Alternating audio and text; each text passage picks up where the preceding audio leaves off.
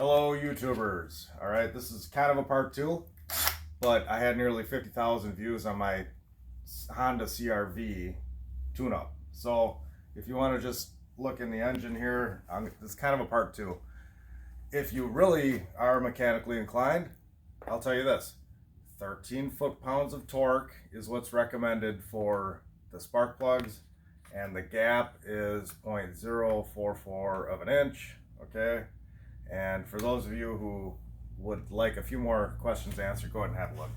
So you look in the engine, you can't even see the spark plugs. They're underneath this cover. So I'm going to start and just start. Oh.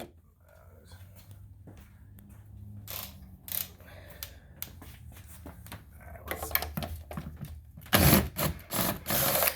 Yeah, this is easiest.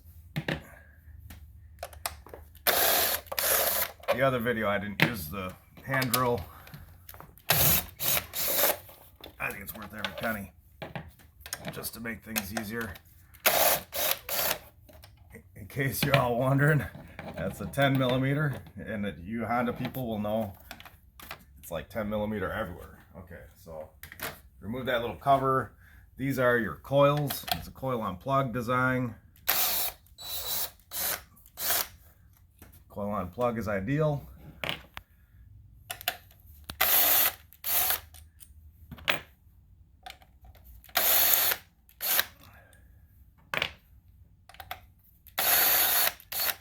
Alright, so those are 10 millimeter as well. Then I'm going to disconnect this connector right here. And yeah, I just go on the top here. My highly unprofessional way of releasing these. I've never really seen a more high-tech example of it, but whatever. Yeah,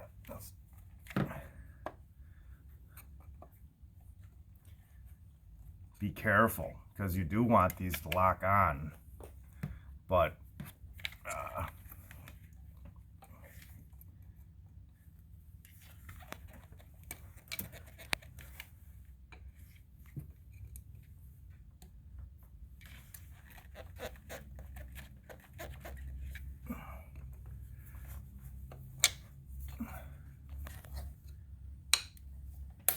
there we go.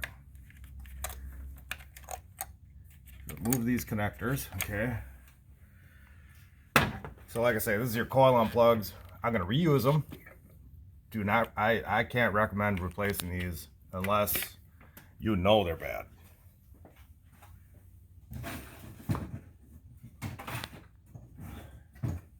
And how will you know you're bad? They're bad because you'll be in limp mode and you won't be able to go more than 30 miles an hour. You'll have some sort of light on your dash. So I know the last video I changed them, but I can't even recommend that.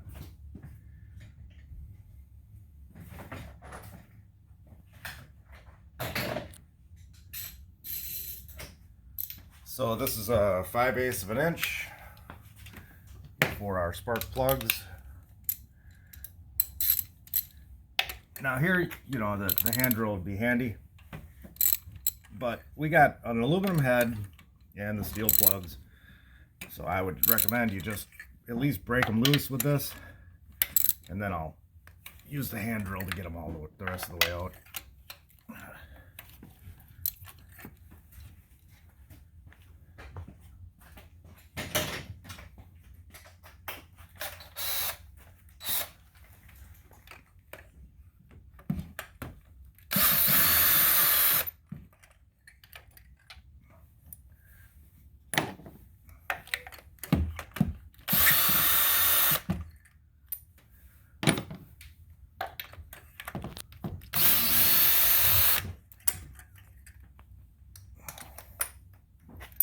If you're getting something out of this video, please like and subscribe. I would love to have 1,000 subscribers, and then I can make money making videos all day, but I'm not holding my breath. So here's my new plugs. I went with the NGK Iridiums, okay? The Honda will have this thinner threads. There's two kinds of, I think there's two kind of plugs for Honda. I'm no expert, but the longer, skinnier one seems to fit my 2010. And I think, yeah, 2010 was a design change because my dad has the 2009, so his seems pretty different than mine. Now, the packaging says that because of this, there's a ring on here. Okay, this ring, they recommend an 1/8 to 1/4 turn once this thing is seated. Okay, but it's also recommended to be 13 foot-pounds of torque. So I'm just gonna watch it when I get that far, and we'll see. We'll see. It should be about the same, just that you don't strip your heads. I would put dielectric grease on the electrode. I did in the last video, but honestly, this is a very dry part of the engine.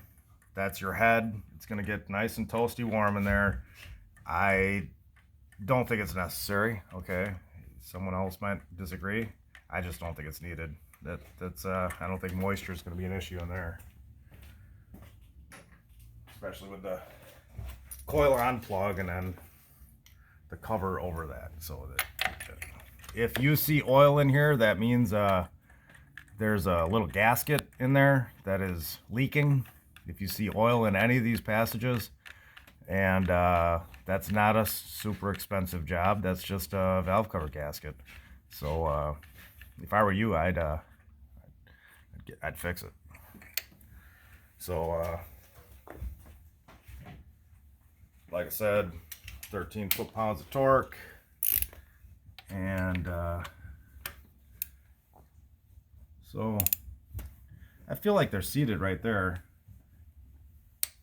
Okay, you see that was an 1/8 of a turn, and then my torque wrench seemed to click.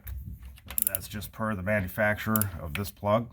Okay, so here again, you know, we'll turn it. Okay, so yeah, it was about a 1/4 turn.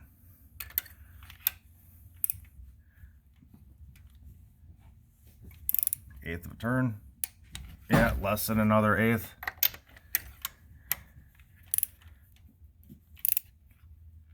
And that one I'm not really looking, because I think they're just giving you that as a guideline in case you don't have a torque wrench, which is not bad. Not a bad idea. So 3 installations, pretty straight up. Let's set these bad boys in there.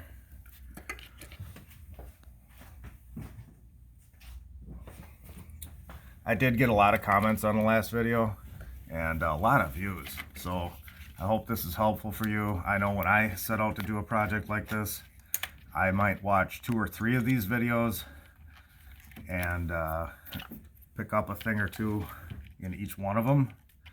So obviously, all right, the business here, I'm just putting the plugs back on the coil on plug. Okay, I'm gonna set them in there nice and all the way down. You'll still be able to radially index them or rotate them. So then I get these started, and you will have to rotate the coil a little bit just to get them to line up, get your threads lined up and whatnot.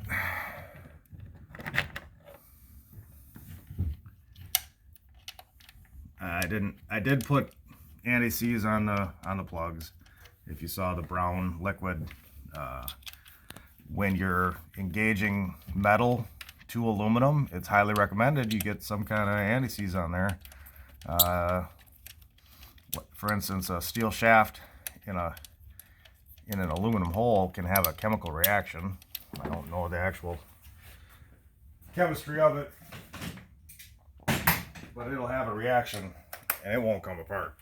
So my highly technical explanation. So I'm turning this down to, I don't want too much torque on it. Oh, that's not gonna work.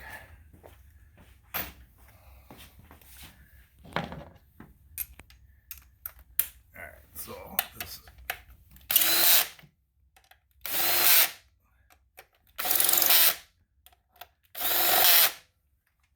All right. Put our cover back on.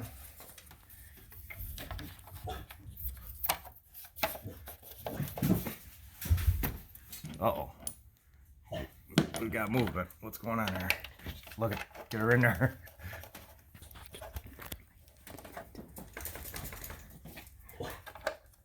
Go ahead and show the dog, honey. It's okay.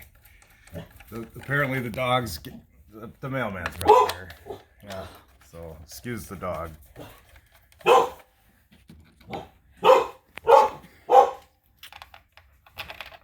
Shh.